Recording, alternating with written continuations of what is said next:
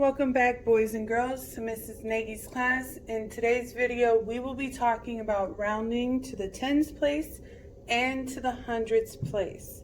We will be using the strategy of a number line today, and I will show you the very easy process of rounding to the tens place and the hundreds place using a number line.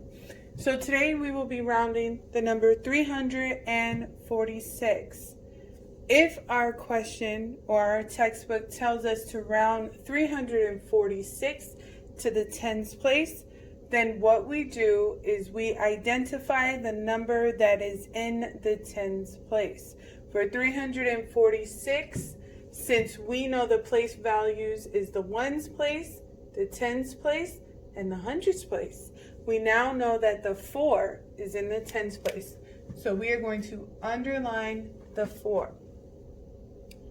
Now, when I show you how to round to the tens place using a number line, we start off with the number line with the number that is in the place value that we're asking to find.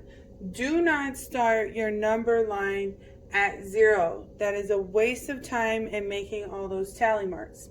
So what I mean is if we look at our number 346 and we're looking for the number in the tens place, we have a 4. So that means this 4 actually equals 40. So we're going to put the number 40 here. Then we are going to end our number line with the next number in that place value. So since this place value is 10, we're going to be counting by tens. So if we start out at 40, what's 40 plus 10? We know it's 50. What we did here is we saved ourselves the ridiculous amount of work starting at the number 0 and counting by hundreds. No. You only go by the place value that you are working with. Your next step is to find the middle of this line. For the sake of all purposes, that is the middle. Now we try to find out what is half of the place value that we're counting by. So if we're counting by the tens place or the number 10, we half that, and what is half of 10? That is 5. So we take this number and add 5 to it, making it 40 plus 5 equals 45. Okay? So now that we go back to our number, we're trying to see how we round 346 to the tens place. So I'm going to circle the two numbers that come after the tens place, which is 46. Now this is your option. You can either break the line down into 4 portions, because we know that when we count it'll equal 10. 1, 2, 3, 4. Oh, apology. 1, 2, 3, 4, 5, 6, 7, 8, 9, 10. If you would like to do that, you may. If it's easier for some of you, if you don't need the tallies, you can just find out where the number 46 would lie on this chart or this number line. So we now know that this is where number 46 lands. Your final step is to do what is called jumps. What I mean by that is you are going to take your writing utensil and you're going to make a jump to the beginning of the number line. You're going to make an additional jump to the end of the number line from the number you marked on the number line. Your final step is to see which jump is actually smaller. And if you notice, our jump from 46 to 40 is bigger than 46 to 50, meaning that 46 would round up to 50. Now that we know that, we're going to make a clean copy of our number. We are going to put the number 3. And I teach you all that 5 below, add 1, or 5 above, add 1 more, 4 or less stays the same. So we know that 6 is 5 or more, so that 4 becomes a 5. And anything after the line becomes a 0. So 346 rounded to the tens place is 350. We will now round this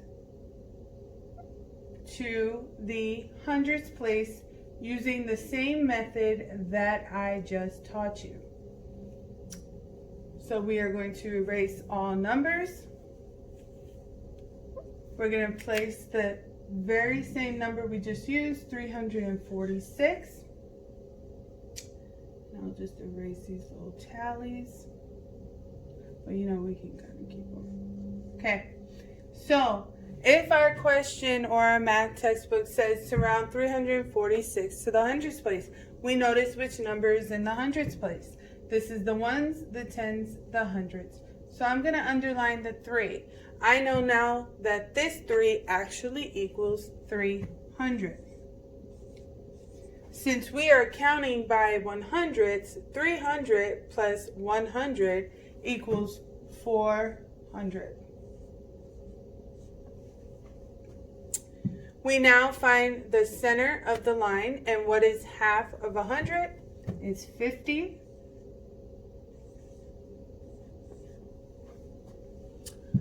Now we know that these little markers equal tens. If you would like, you can either write out 310, 320, 330, 340, and so on if you need that visual. If you do not need that visual, you then find or mark 346 on the line.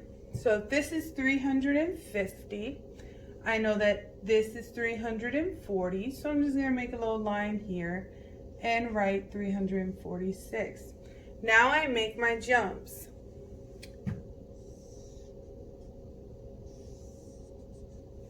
And I can notice from my jumps that 346 to 400 is bigger, and 346 jump to 300 is smaller.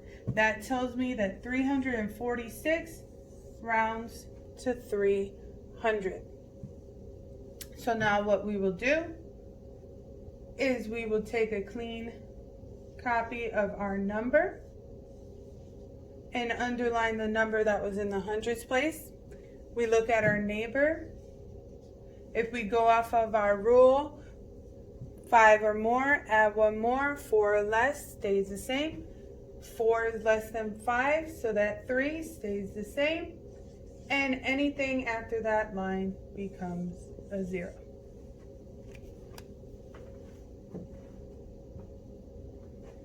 So your homework now is to find the tens place and the hundredths place rounding of the number 472.